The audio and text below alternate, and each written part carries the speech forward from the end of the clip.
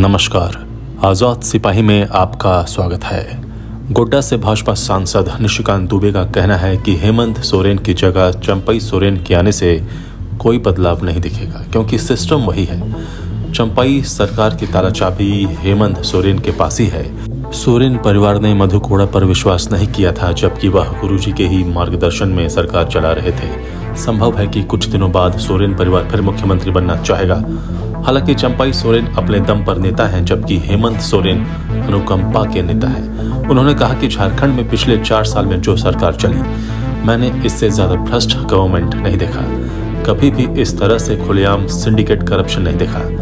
प्राय अधिकारी जो जिले में पोस्टेड हैं, उन्होंने एक पार्टी के कार्यकर्ता के रूप में काम किया। सरकार में ट्रांसपेरेंसी कहीं नहीं दिखाई दी। इस करप्शन के कारण हेमंत सोरेन को जेल जाना ही था।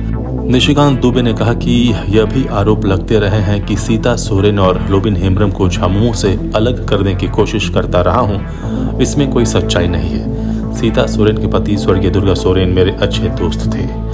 2009 में अगर भाजपा के साथ गठबंधन नहीं टूटता और दुर्गा सोरेन गोड्डा से हमारे विरुद्ध नहीं लड़ते तो शायद मैं सांसद नहीं बनता। इस कारण उनके साथ मेरा पारिवारिक संबंध है। सीता सोरेन से मेरी बातचीत होती रहती है, बसंत सोरेन से भी बातचीत होती है।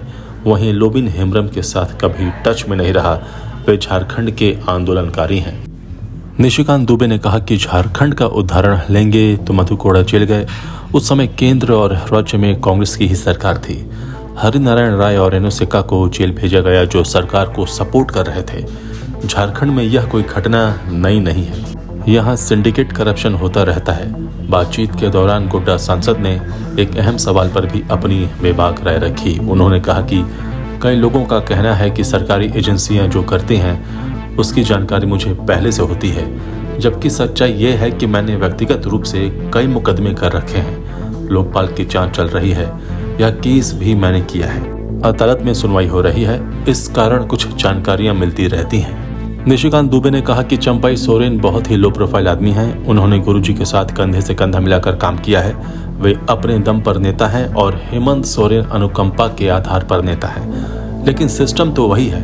हाल ही में पिंटू और धर्मेंद्र गोस्वामी चंपई सोरेन के प्रेस सलाहकार के बीच का ऑडियो वायरल हुआ है। यदि वो सही है तो यह दिखता है कि किस तरह सिस्टम करप्ट है। चंपई सोरेन उसे ठीक करना चाहते हैं, लेकिन वो सक्सेसफुल शायद ना हो सकेंगे। उन्होंने आगे कहा कि सोरेन परिवार का इतिहास रहा है, वह सत्ता से दूर नहीं रह सकता है। इसका उदाहरण मधु कोड़ा है।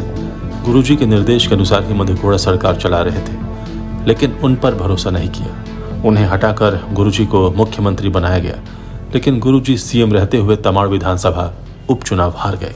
आज़ाद सिपाही में अभी इतना ही। आप हमारे इस YouTube चैनल को जरूर सब्सक्राइब करें। धन्यवाद।